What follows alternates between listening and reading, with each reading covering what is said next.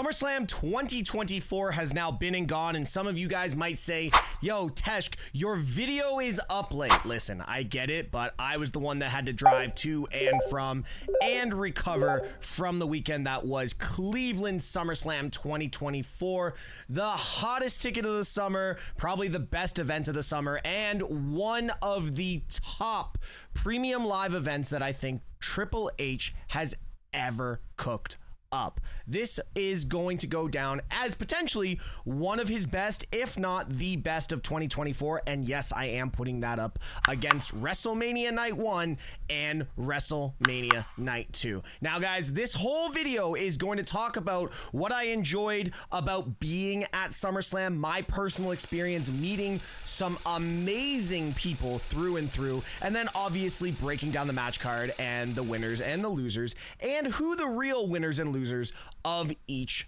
match were. But guys, before that, don't forget to like, subscribe, and put the bell on for all notifications that are the MrTeshk Wrestling channel. And now let's get into it because I'm super excited. I think this is one of those ones where either you're going to completely agree with me or you're going to say, you know what, Teshk, I think you're bang on. So here we go. Starting with Cleveland.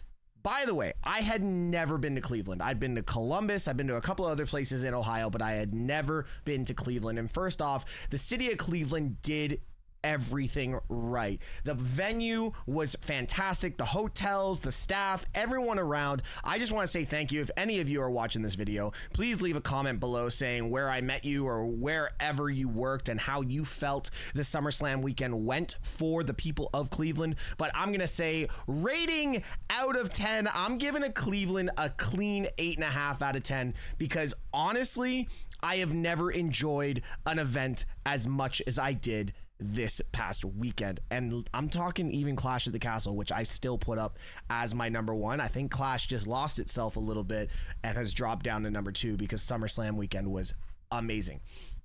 Now, first off, for those of you who didn't think I was going to SummerSlam, up until 8 p.m. Friday night as SmackDown was starting, I did not think I was going to SummerSlam either. Then I got a beautiful phone call and it's like, hey, yo, need a favor, got you a ticket, let's go. So big shout out, big W Santies in the comment section.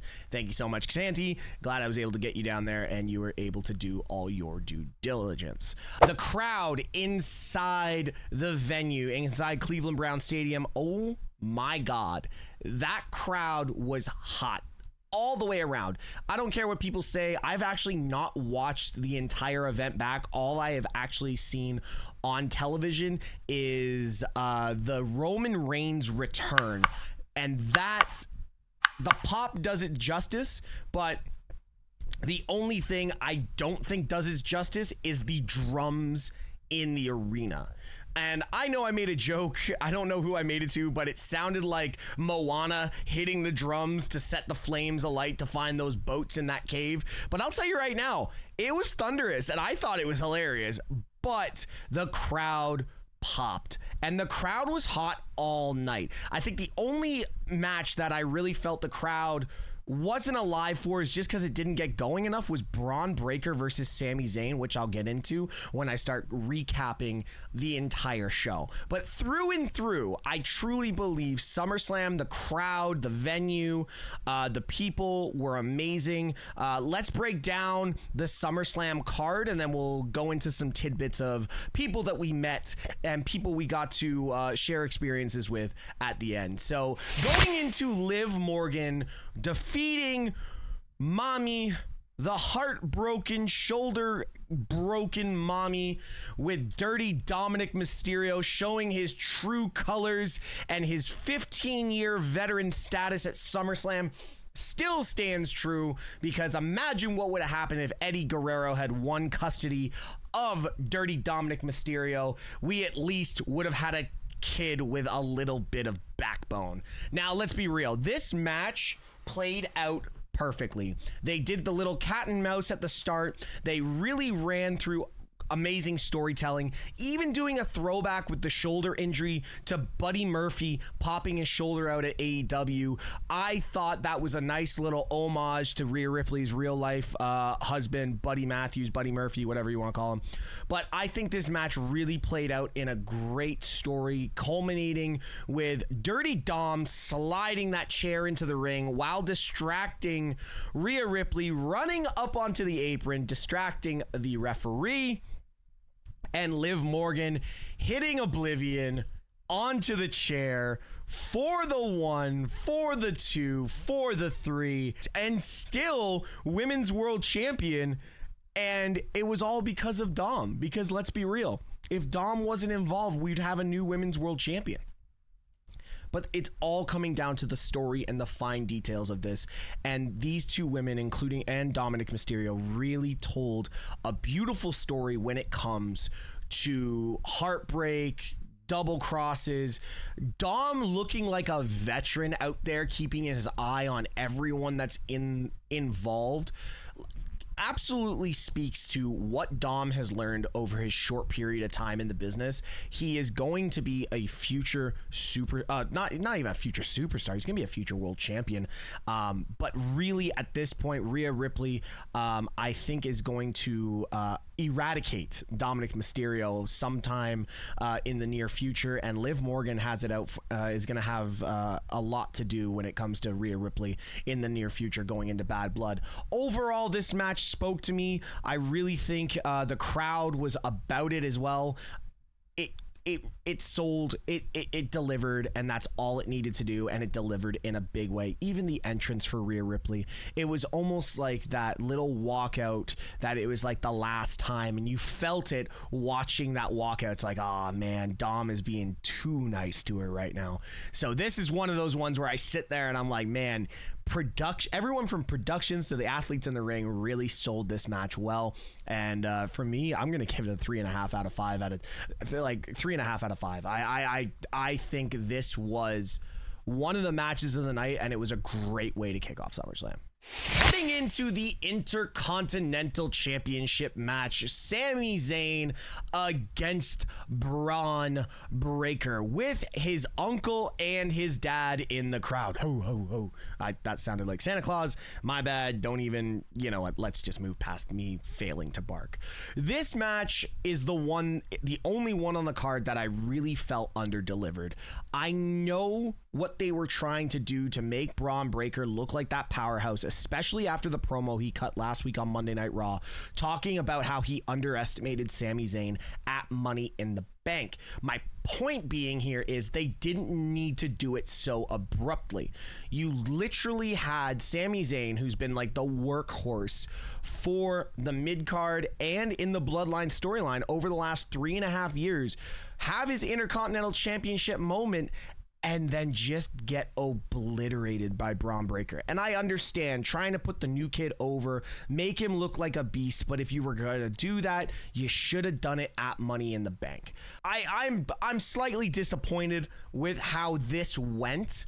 I understand completely the reasoning behind it, and I know Sami Zayn might get his one more shot at the IC title in the near future, but I just don't see how he comes back from this right away. I'm almost wondering if Sami Zayn takes a slight break over the next couple of weeks, maybe a month or two, and comes back and goes into maybe the world title picture and goes up against Gunther. It would be an interesting way to have that little development and put Sami Zayn, who rightfully deserves it, in that world title picture. Because at this point, with everything else that happened at SummerSlam, anything's possible now for anyone to get into a feud with the new world champion, which we'll talk about in a few minutes. But other than that, the match was what it was, 5 minutes and 45 seconds or something around there, and it just, for me, it just under-delivered. I really wanted to see more out of Braun Breaker and Sami Zayn, but it is what it is. I think, again, as I started this off, it was the match that really under-delivered for me,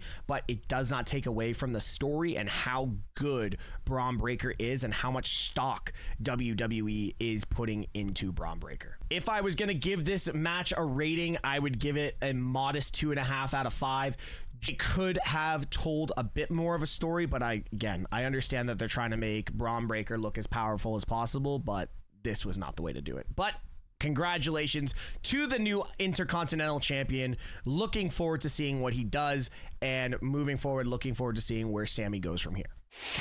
My honest second favorite match of the night, it was LA Knight, versus Logan Paul and a returning Machine Gun Kelly, who was Logan Paul's dynamic stooge of SummerSlam. And this is the one where I was screaming so loud at Machine Gun Kelly, and all I was saying is, where's Megan Fox? Like, listen, dude, you already got owned by Kevin Owens many years ago. Don't know why, except for that you're a Cleveland boy, that you needed to be in Logan Paul's corner of all people. But man, listen, you should know better at this point to come and get interfere in the superior wrestler's business, and that superior wrestler is LA Knight and new United States champion. Yeah, let's just say this first. LA Knight has been put in feud after feud after feud after feud after feud and made himself look like $1 million on the mic and in the ring. A lot of people shoot on LA Knight's in-ring performance. I'm going to say this. LA Knight is as strategic and tactical in the ring as someone like The Miz. So really, if you gotta shoot on LA Knight as being incompetent, which I don't believe incompetent is the right word, I think it's more of a safe and very driven worker in the ring, then you got to look at The Miz's abilities as well, because The Miz is one of the safest and cleanest workers in the ring as well. So LA Knight rightfully deserves this title run. It's long overdue. And with Logan Paul only defending, I think, twice or 3 times, it really is going to bring a look back to the United States Championship. Over on SmackDown, the main roster is stacked for WWE Undisputed Championship talent right now. So now that the title is back on the show weekly, we are going to have more opportunity for specific wrestlers to get involved. So the likes of like Andrade. Wait, is Andrade on Raw? I might be wrong, but you know what I mean. These wrestlers that deserve to be in a title picture, this is the time that we need to do it. So I will say this, and I hope my editor shows this maneuver in this clip, but Logan Paul, with one of the most incredible moonsaults I have ever seen, and he made it look so easy. And day in and day out, every time you see Logan Paul perform in the ring, it's almost like you need to like slap yourself to realize this guy's only been doing it 4 years, maybe less. But Logan Paul in the ring is one of the cleanest wrestlers. Yes, okay, you can see some of the spots that he misses, but his ability and how quickly, I think I've said this time and time again in videos, how he is able to get to doing what he does. And that moonsault just said it all. Like, I was blown away by it. I was in the crowd. I'll see if I have a clip of my reaction to this where my editor can put this in, but that moonsault was insane. Like, insane. So big shout out to Logan Paul. A lot of big things going to happen with him in the business. I know he's just signed his new contract with WWE, but basically a major dub for LA Knight, and I am so happy to see the US title back weekly on Friday Night SmackDown. And once again, Machine Gun Kelly getting involved, and it didn't work out, but big shout out Machine Gun Kelly for coming in, showing up for Cleveland. The pop when he came out was fantastic, and then again, that is to the testament of the crowd in Cleveland, who was hot all night. Guys, before we get into Nia Jax versus Bayley, if you love videos like this, please don't forget to like, subscribe, and put the bell on for all the notifications that are the MrTeshk Wrestling channel. I am posting as many videos a week as I can. I know I backlog my editor like crazy, so he's pumping out as much content for me as possible. So big shout out to Vigilante. He's over on TikTok and over on Instagram. I will put his links in the description below. Make sure you go give him a follow for another another look at wrestling content from a very unique content creator. Nia Jax defeats Bayley by pinfall for the women's championship, WWE Women's Championship. This match was very well done for what they were given, and being it was almost a 13-minute match, I feel that they went through the paces, but Bayley needs better in this moment. I feel Bayley's run was a good run, but I think she could have held this title a little bit longer, and they could have drawn out the story with Nia and Tiffany Stratton potentially cashing in, because honestly, and I think it was felt in the crowd as well, that when Tiffany cashed in, there was a pop, but I think it was the pop for Tiffany Stratton and not the pop for the cash in, because really, I don't think a lot of people really believe that Tiffany Stratton was going to cash in on Nia Jax or Bayley at SummerSlam. So this match was what it was. I'm just going to say this. This match was what it was, and I truly believe that there is such a fantastic story that's going to happen between Tiffany and Nia, with Bayley potentially getting involved, maybe a returning Alexa Bliss on SmackDown. Just saying, we have opportunity. Alexa is due to be back. Nia and Alexa have that friendship. There's opportunity here. So there's opportunity for stories left, right, and center over on SmackDown. So I'm really looking forward to how they build Nia's title defenses, because most of the time, and I don't want to be negative. I'm not trying to be negative. What I'm trying to say is Nia needs a good run. That's all, and I want to see a good run from Nia, because as much as I have always said I am not the biggest Nia Jax fan, this woman has put in a lot of work over the last year and a bit since her return, and she deserves a very good title run. But don't forget, we do have Tiffy time, and I feel that clock is ticking very quickly for Tiffany Stratton to go over and get that WWE Women's Championship. Moving on to Drew McIntyre versus CM Punk with special guest referee Seth freaking Rollins. And guys, did this match not have everything?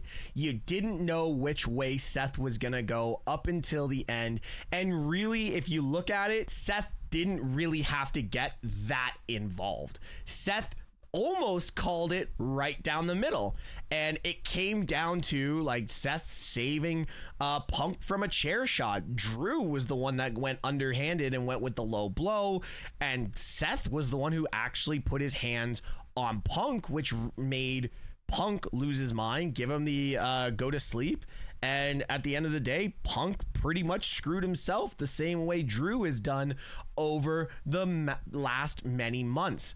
This story was told perfectly. Seth giving a little chop shot to CM Punk, Seth taking a ref bump, the chair spots, Drew just being conniving, sleazy Drew McIntyre, which we have learned to love. Well, some of us have learned to love. And then finally, the reluctance of Seth Rollins having to count that 1, 2, 3. That very slow, methodic 1, 2, and that hesitation to hit 3 was storytelling 101, and I loved it. It takes me back to when Shawn Michaels was the special guest referee and did very much the same thing. So I thought this match had everything and could be the actual 5-star match in this event, but I'm not gonna give it 5 stars. I'm gonna give it 4, just because, you know, there was some spots where you're like, oh man, are they really doing this feud justice? And you know, it breaks down to who you're a fan of, who you were cheering for, and how much you enjoy this entire storyline. Either way, all 3 of these guys really showed a lot of that intestinal fortitude that you really want to see from top guys that don't need a title to tell a story. And that is what we had culminate at SummerSlam with this match. And this isn't over. There is no way this is over. This just brought Seth into this feud, and now we have a love triangle of who hates each other more, going into Bad Blood, potentially going into Survivor Series, and then leading into Seth freaking Rollins versus CM Punk at WrestleMania. The story is only just being told here, and it is a great story to tell. I am so happy I got to witness this one live. It was next level. It was absolutely next level. I love this match. I heard a lot of reviews from fans that found this match to be one of the ones they didn't enjoy as much compared to everything else on the card, but this one I really enjoyed. I could talk about this match through an entire video if I wanted to, but we've got 2 more matches to talk about. But yes, for this one I'm going to give this match a 4 out of 5. It was brilliant, and the crowd, I felt, did it justice, because when that 3 hit the mid-range of boos and cheers for Drew McIntyre, it was exactly what these guys are looking for with completely split audience. So I absolutely loved it. The King General Gunther versus El Campeon Damian Priest for the World Heavyweight Championship. And I said this match was going to be my sleeper of the night during my predictions video, and my God, was it ever. This match had me on the edge of my seat and walking around like crazy, just trying to enjoy what was happening. And I really can say Gunther and Damian Priest show why they're 2 of the top guys on Monday Night Raw and in WWE right now, because these guys beat the hell out of each other. And this match could have gone either way if it wasn't for a vengeful and revengeful Finn Balor.